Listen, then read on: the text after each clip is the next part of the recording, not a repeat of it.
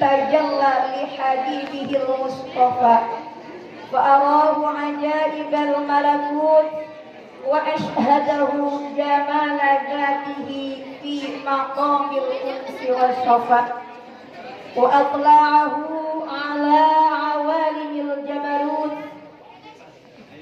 وجعله فاتحا خاتما شافعا للمذنبين أشهد أن لا إله إلا الله وحده لا شريك له شهادة تنجي قائلها من القرون العظام وأشهد أن سيدنا ونبينا محمدا عبده ورسوله لا نبي بعده اللهم صل وسلم على سيدنا محمد صلى الله عليه وسلم وعلى آله وأصحابه الذين كانوا سبقونا بالإيمان والإسلام أما بعد فقد قال الله تعالى في آياته الكريم وهو أصدق القائلين بسم الله الرحمن الرحيم سبحان الذي أسرى بعبده ليلا من المسجد الحرام إلى المسجد الأقصى الذي باركنا حوله لنريه من آياتنا إنه هو السميع البصير الآية وقال النبي صلى الله عليه وسلم أسري بي ليلا من المسجد الحرام إلى المسجد الأقصى الحديث ayat الحديث.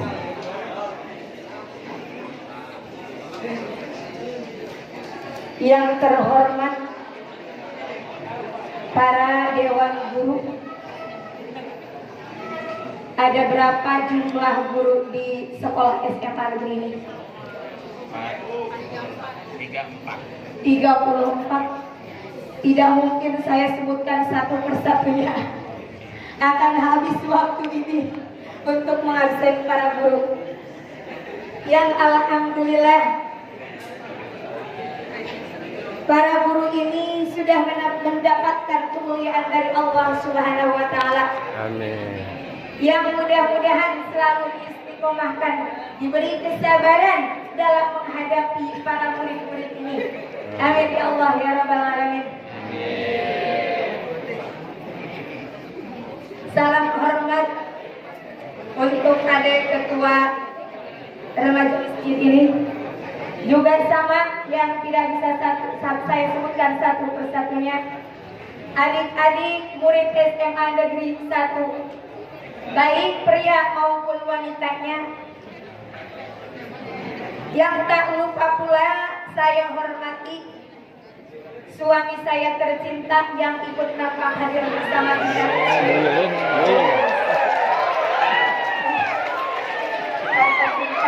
Kita bersama. Betul.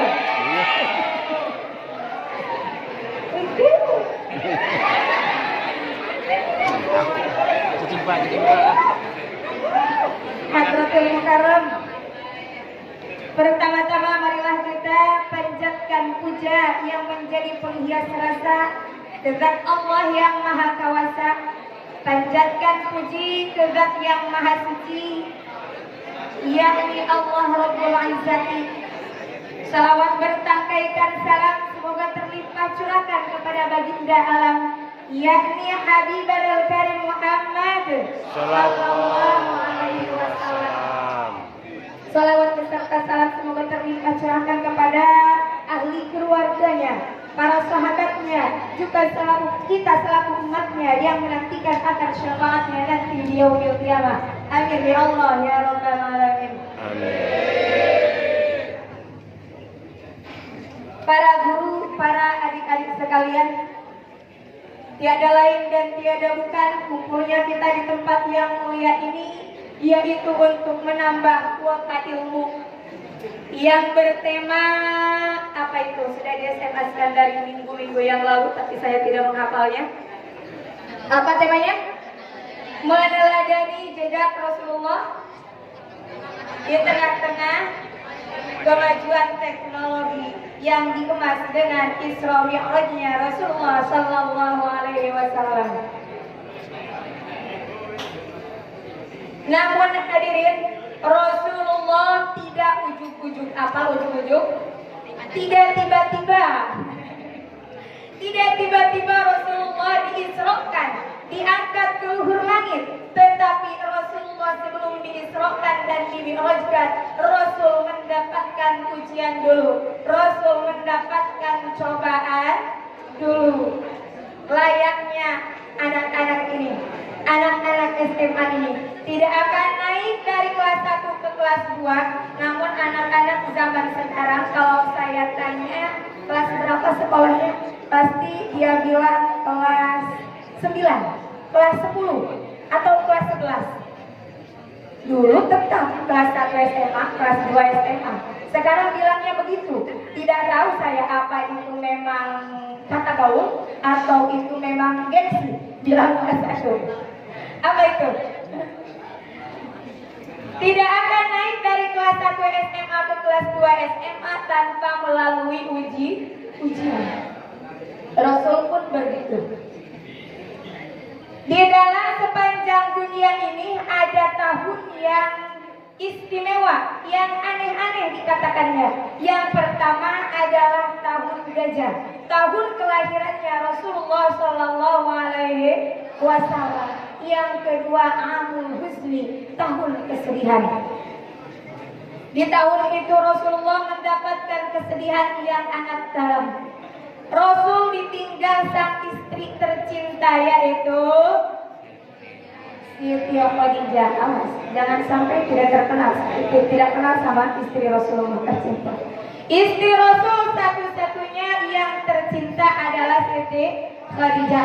Kenapa dikatakan satu-satunya? Karena waktu itu memang istri Rasul baru satu. Setelah meninggal Siti Khadijah, baru Rasul mempunyai istri banyak 2, 3 sampai 7. Itu setelah meninggalnya istri pertama. Begitu pula Bapak mau punya istri berapa, silakan tunggu yang pertama. Kata ibu, langkahi dulu bayarku. Ya Bu, betul ya. Kita tidak akan cemburu kalau kita sudah meninggal ya. Silahkan mau berapa. Kalau kita sudah meninggal, tidak akan cemburu.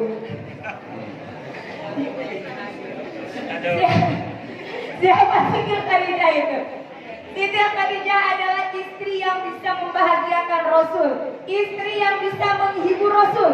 Di luar Rasul mendapatkan ribuan masalah, tetapi kalau pulang ke rumah Rasul hilang rasa kesusahnya, rasa bingungnya, rasa lelahnya karena dihibur oleh sang istri tercinta, yaitu Siti Khadijah.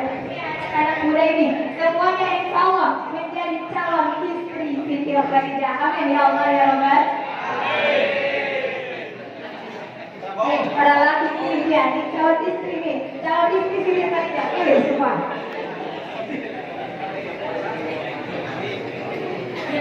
Yang kedua, Rasulullah meninggal oleh pamannya yaitu Abu Thalib di tahun yang bersamaan. Siapa Abu Thalib? Dia adalah paman pembela, perisainya Rasulullah Sallallahu Alaihi Wasallam. Abu Thalib sebagai tameng bagi Rasulullah Sallallahu Alaihi Wasallam. Di tahun itu sama meninggal pula. Biasanya Rasul mendapat cacian, mendapat makian di luar. Nah, Rasul mempunyai tameng yaitu Abu Thalib. Tetapi di tahun itu tidak ada lagi yang menghibur dan tidak ada lagi yang membela. Di tahun itu pun Rasul diserang oleh kaum kafir Quraisy karena sudah tidak punya lagi pembela, yaitu tidak ada Abu Thalib.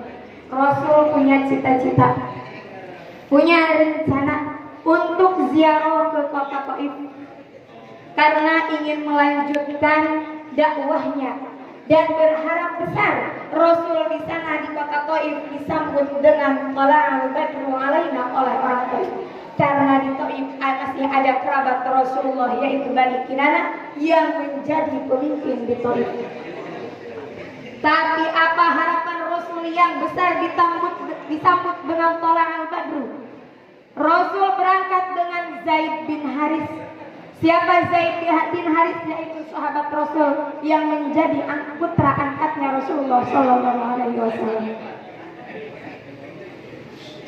Rasul berangkat dari kota Mekah ke kota Taif, tapi apa bukti harapan besarnya? Sampai di kota Taif, Rasul disambut dengan lemparan batu. Rasul disambut dengan lemparan kotoran onta, bahkan dilempari dengan pelepah-pelepah korma. Sampai Rasul lari bercucuran dengan darah. Datang seorang malaikat. Kata malaikat Jibril, Muhammad, andai kata darahmu menetes ke tanah Taif, maka akan hancur negara Taif. Kata malaikat. Gimana akhlak Rasul? Rasul cepat mengambil sorbannya, menutup lukanya agar darah itu tidak menetes ke kota Taif. Waktu itu andai kata kita, pasti kita dimringkon, dibuci bahasa Sunda mah, supaya itu darahnya menetes ke tanah Taif agar hancur lebur kota Taif. Tapi tidak, Rasul sampai menetes darahnya ke terumpahnya, karena zaman Rasul tidak ada slop, ya. Lalu Rasul bersembunyi di satu bukit yang ada di kota Taif. Setelah Rasulullah lagi berlindung di satu bukit, maka Allah perintahkan ke malaikat penjaga gunung. Wahai malaikat penjaga gunung, datangilah Muhammad yang sedang bersembunyi. Tanya Muhammad, mau apa dia? Lalu penjaga gunung datang ke Nabi Muhammad Sallallahu Alaihi Wasallam. Wahai Muhammad, pilih gunung yang mana yang paling besar yang ada di kota Taif, akan aku hancurkan, kata itu malaikat penjaga gunung. Apa jawab Rasulullah? Innahu la ya'lamun. Mereka mencaci maki, mereka melempariku, mereka menghinaku, karena mereka tidak tahu bahwa agama yang aku bawa adalah agama yang terbaik, kata Rasulullah. Asallahu ayyukhrija min sulbihim man ya'budullaha wa la yusyrik bihi syai'an. Kata Rasulullah, walaupun sekarang orang kota Taif tidak ada yang iman kepada Allah, tidak ada yang percaya kepadaku, tapi semoga Allah mengeluarkan dari tulang rusuknya orang kota Taif orang-orang yang menyembah kepada Allah, orang-orang yang ibadah kepada Allah, orang-orang yang mengucapkan dua kalimat syahadat, asyhadu an la ilaha illallah wa asyhadu anna Muhammadar Rasulullah.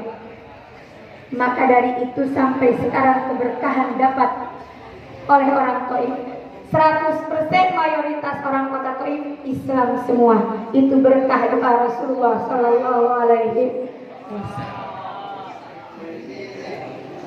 Lalu Rasul mengadu kepada Allah, Ashku, kata Rasul, ilaika dha'fa quwwati wa qillata hilati wa hawaya 'alan nas. Ya Rabbi, aku adukan ini masalahku, kelemahanku, ketidakkuatanku, kekecilan upayaku, dan kini aku telah hina di hadapan orang-orang, kata Rasulullah Sallallahu Alaihi Wasallam. Apa pelajaran yang harus kita ambil di zaman teknologi ini? Rasulullah mendapatkan ujian. Setiap manusia pasti mendapatkan cobaan, pasti mendapatkan ujian. Jangankan sekecil kita, sebesar Rasul mendapatkan ujian. Perhatikan, ujian yang pertama Rasul diambil istrinya dan di Rasul diambil pamannya. Nah, Rasul menyandarkan dirinya sepenuhnya kepada Allah Subhanahu wa ta'ala. Itu hikmah diambil istri dan pamannya. Jadi tidak ada lagi yang bisa dipakai sandaran oleh kita, tidak ada lagi yang bisa dipakai ngadu oleh kita, apalagi mengadukan masalah kita di Instagram, diadukan masalah kita di Facebook, dipampang masalah kita di di status. Tidaklah, itu semuanya tidak benar. Adukan semua masalah kita, adukan semua keinginan kita kepada Allah. Hanya satu yang bisa dipakai sandaran, yaitu Allah semata. Betul apa betul? Itu hikmahnya. Sudah berapa? Anak-anak sudah berapa? Sudah berapa? Satu apa? Tawakal kepada Allah, bersandar kepada Allah. Yang kedua apa? Yang kedua apa? Mengadulah kepada Allah. Sudah berapa yang kalian dapatkan? 2. Selanjutnya Rasul yang ketiga, didapatkannya cacian, didapatkannya makian, malah Rasul mendoakan kepada orang Taif. Berarti segitu pedihnya masalah, tetap Rasul selalu bersabar menghadapi masalah. Berapa yang kita ambil? 3, yaitu bersabar dan dalam menghadapi semua ujian. Setelah itu Rasulullah pulang ke Mekah. Dan Rasul di Baitullah di dekat Hijr Ismail dalam keadaan tidur dan melek. Mungkin adik-adik juga suka merasakan tidur tapi tidak tidur. Suka begitu suka? Ibu bapak juga suka ya? Ongkoh sare tapi ongkoh perem tapi tesare. Laris deh. Nah biasanya anak-anak kalau lagi gitu lagi galau, mungkin pacar diambil orang atau dikawin temannya. Pasti seperti itu. Tapi Rasulullah wa qalbuhu lam yanam wal ainu qad nasat wa la yuradilu fi syamsi dhuqaqali. Rasulullah memang matanya merem tapi hatinya tidak pernah merem, hatinya tidak pernah tidur. Rasulullah walaupun mata merem tapi hati tetap zikir kepada Allah Subhanahu wa ta'ala. Kita mah kalau banyak utang baru gak bisa merem. Itu Rasulullah dalam keadaan bangun dan tidur, dibangunkan oleh malaikat Jibril. Kata malaikat Jibril, wahai Muhammad, bangunlah. Jawab Nabi Muhammad, ada apa Jibril? Mau kemana Jibril? Tengah malam membangunkanku. Kata malaikat Jibril, Muhammad, hilangkan pertanyaan itu. Jangan kau tanya mau kemana, jangan kau tanya dari mana. Allah Rabbi mengundangmu untuk bertemu dengan kekasihnya, yaitu dirimu. Kata malaikat Jibril. Jawab Rasulullah, Jibril, mau ngapain? Allah manggil aku. Kata malaikat Jibril, Allah akan memberikan hadiah kepadamu. Hadiah apa yang Allah akan berikan? Liyaghfira ma taqaddama min dzambik wa ma ta'akhkhar. Allah akan menghapus, Allah akan memaafkan semua kesalahanmu yang telah terlewat maupun yang belum dilaksanakan. Kata malaikat Jibril. Jawab Rasul, Jibril, itu hanya untukku. Nah, kayak anak-anak SMA negeri ini, apabila temannya mendapat bantuan, gimana ibu, bapak, apa yang lainnya juga mendapat bantuan? Jangan berisik, jangan kasih tahu teman, yang lain tidak ada yang dapat. Kita girang bukan? Kita girang enggak? Yang lain enggak dapat, kita dapat. Kira-kira girang atau enggak? Girang sekali. Tapi Rasul tidak. Kata Rasul, Jibril itu hanya untukku, untuk umatku. Kata Rasulullah. Nah, jawab Jibril, wala saufa yu'tika rabbuka fatarda. Yakin Allah akan memberikan untuk umat-umatmu yang kamu akan ridho. Kata malaikat Jibril. Baru Rasul, siap Jibril, mari kita berangkat. Setelah mau dikasih orang lain, yang duluan kamu dulu, nanti yang lainnya nyusul, semuanya dapat. Nah, dapat giliran. Nah, itu yang baru harus girang. Kalau cuma kita yang dapat, yang lain tidak, harusnya kita kasihan. Betul atau betul? Itu akhlak Rasulullah Sallallahu Alaihi Wasallam. Hadirin rahimakumullah. Setelah itu Rasulullah berangkat dengan malaikat Jibril. Rasul dibawa ke tepian sungai Zam-Zam. Dan malaikat Jibril membelah dadanya Rasulullah dari bawah, dari atas dada sampai ke bawah, sampai ke perut. Semua isi hati Rasul dibersihkan oleh air Zam-Zam. Ini menjadi contoh bagi kita. Bukan berarti hati Rasul kotor, bukan berarti hati Rasul penuh dengan hasil dengki, tapi takut masih ada sarang iblis adalah sarang kotoran di hatinya Rasulullah Shallallahu Alaihi Wasallam. Untuk menjadi contoh bagi kita, setelah kita melaksanakan sholat, sebelum kita melaksanakan sholat, sebelum kita mau menghadap kepada Allah, maka bersihkanlah dulu hati kita dari sifat-sifat tercela. Lalu sesudah dibersihkan hati Rasul, diisi dengan ilmu, hikmah, dan kesabaran. Rasulullah diberangkatkan, diisrokan dari Makkahul Mukarramah, dari Masjidil Haram ke Masjidil Aqsa. Pertanyaannya, kenapa Rasulullah diisrokan dari Masjidil Haram ke Masjidil Aqsa? Padahal Allah kuasa langsung memi'rajkan dari Masjidil Haram. Betul apa betul?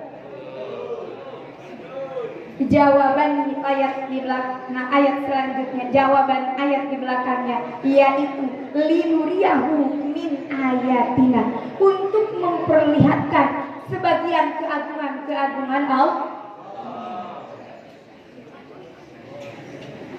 Rasulullah diberangkatkan memang sepanjang perjalanan Mekah Palestina. Di waktu itu perjalanan Rasulullah yaitu kendaraan paling tercepat yaitu onta. Onta perjalanan Mekah Palestina, Masjidil Haram ke Masjidil Aqsa memakan waktu 1 bulan, 1 jalan 1 bulan, pulang pergi 2 bulan. Tapi Rasul tempuh hanya lailan, setengah malam saja, separuh malam saja. Itu yang menjadi spektakuler, ya. Sampai hari ini kita peringati, sampai hari ini kita riwayatnya sampai hari ini kita ingatkan, ya. Karena itu perjalanan yang spektakuler itu, yang istimewa itu, ya. Perjalanan biasa ditempuh 2 bulan pulang pergi, Rasulullah hanya lailan, separuh malam saja. Sepanjang perjalanan Rasulullah diperlihatkan oleh Allah dengan macam-macam. Ada yang menanam, begitu menanam biji langsung dia tumbuh dan langsung berbuah. Langsung dipetik, begitu dipetik langsung tumbuh lagi buahnya. Tidak ada hentinya itu orang memetik. Kata Rasulullah, wahai Jibril, itu siapa? Hebat sekali. Dia langsung menanam, langsung tumbuh buah, dipetik tidak ada henti. Kata Rasulullah, itu umatmu yang rajin bersedekah. Umatmu yang rajin bersedekah, maka tidak akan mendapatkan kesusahan. Umatmu yang bersedekah, maka tidak akan hentinya memanen kebaikan. Maka di sekolah dari mulai TK diajarkan itu kedermawanan. Betul apa betul? Mulai TK, anak TK bayaran bulanan pakai celengan, pakai koropak, ya. Nah, per hari 2.000 agar anak menjadi dermawan. Nah, agar anak menjadi hemat, diadakan menabung di sekolah. Betul apa betul? Demi Allah, orang yang rajin bersedekah tidak akan mengalami bangkrut, Bapak. Apa Bapak pernah mendengar orang yang bersedekah bangkrut? Apa Bapak pernah mendengar? Tidak. Yakin kebangkrutan kekayaan itu kebanyakannya dipakai selingkuh. Betul apa betul? Soalnya dikecengin sama yang muda. Sama yang muda dikecengin. Pak, beliin kulkas dong. Kalau nggak dibeliin, nanti telepon istrimu dibeliin. Sudah dibeliin kulkas, Pak, beliin mesin cuci dong. Kalau nggak dibeliin, kita upload nih foto kita berdua, dibeliin. Makanya bangkrutnya itu harta bukan karena bersedekah, tapi kebanyakan karena berselingkuh.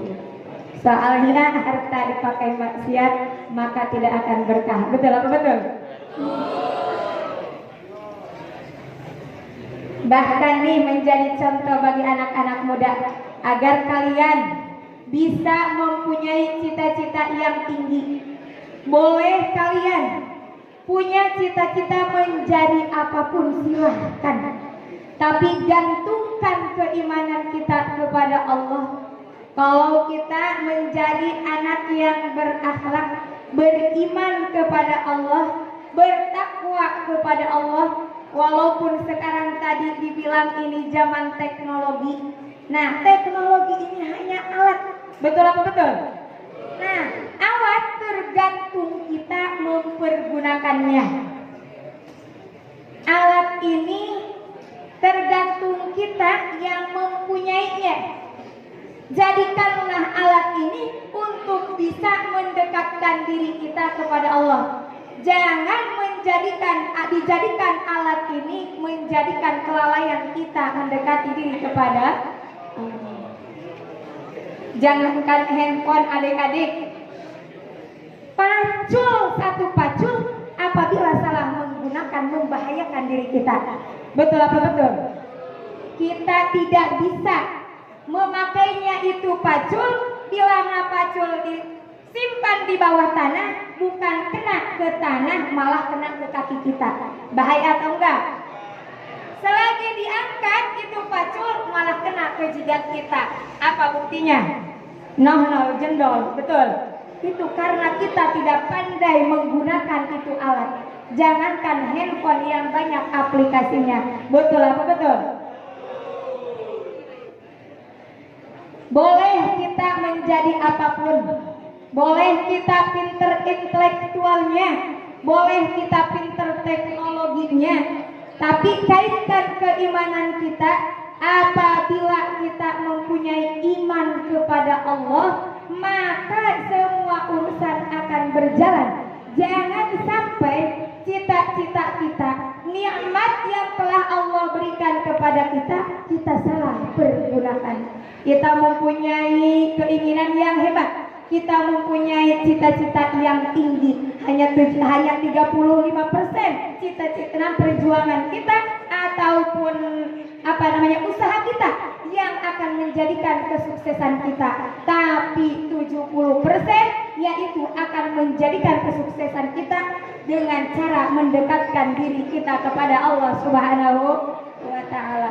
Awas anak muda nih, kalian ini disebutnya yaitu orang-orang milenial.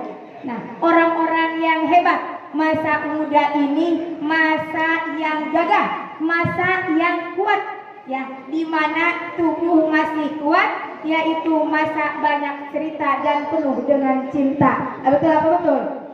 Tapi awas, cinta di sini jangan sampai cinta kalian dikalahkan oleh birahi.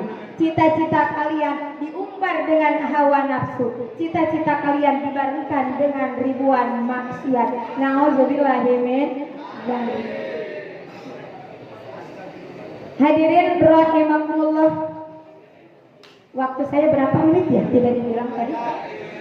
Mungkin sudah habis. Berapa?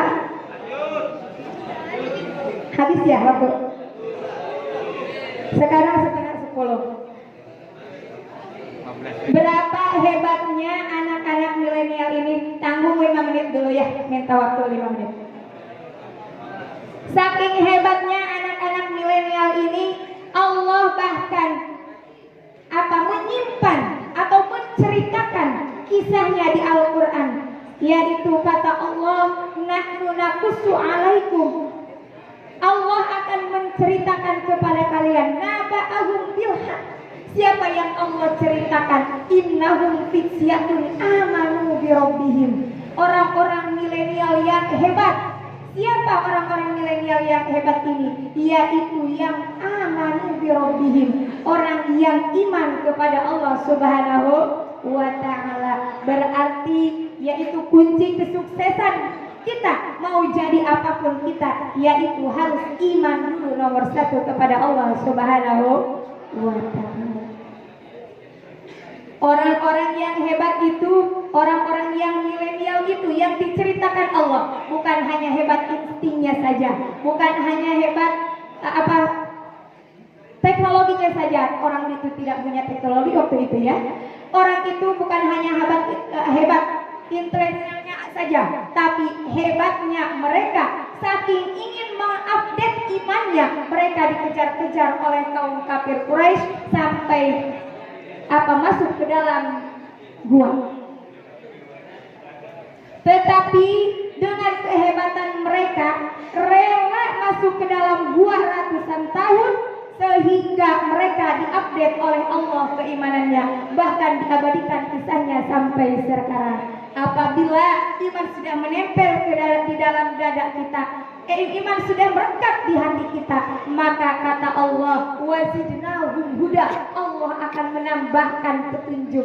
Kita akan mendapatkan pituduh, mendapatkan petunjuk dari Allah. Maka kita harus beriman dulu kepada Allah Subhanahu wa ta'ala. Mudah-mudahan anak muda yang masih semangat ini, mudah-mudahan jangan sampai kita melalaikan kemudaan kita, jangan sampai kita menyia-nyiakan waktu muda kita. Semangatkanlah, bangkitkanlah iman kita, dan semangatlah belajar kita agar kita menjadi panutan nusa dan bangsa juga agama. Betul apa betul? Hadirin rahimakumullah. Mungkin tidak banyak sampai yang bisa saya sampaikan. Kurang lebihnya mohon dimaafkan. Wal afu minkum. Wassalamualaikum warahmatullahi wabarakatuh.